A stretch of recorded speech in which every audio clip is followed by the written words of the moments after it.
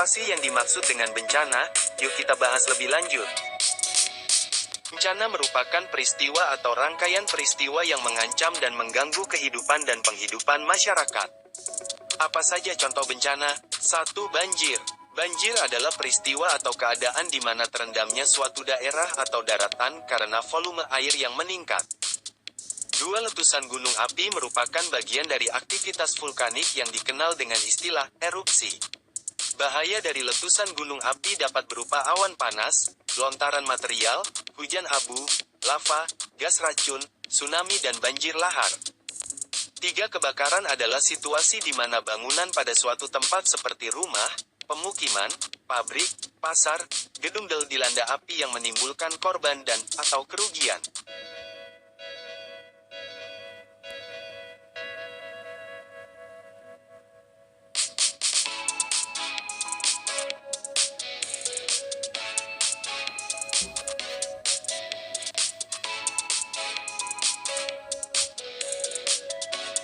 Apa saja peran ahli gizi dalam penanganan bencana?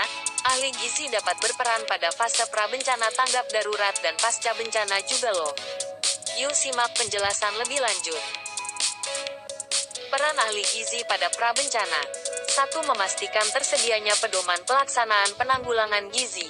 2. Melakukan sosialisasi dan pelatihan pada petugas terkait.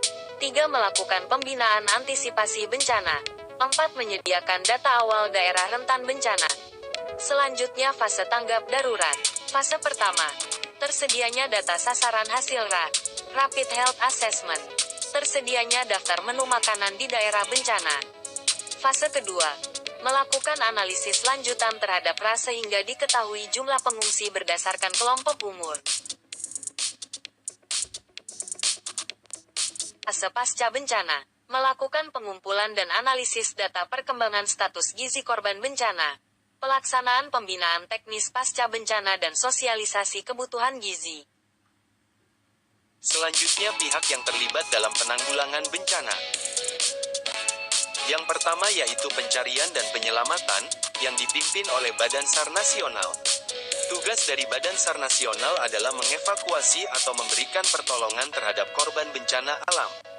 Yang kedua yaitu logistik, yang dipimpin oleh BNPB. Tugas dari BNPB salah satunya yaitu melaksanakan evakuasi bencana dan kedaruratan yang dimulai dari sebelum kejadian, pada saat kejadian, dan setelah terjadinya bencana.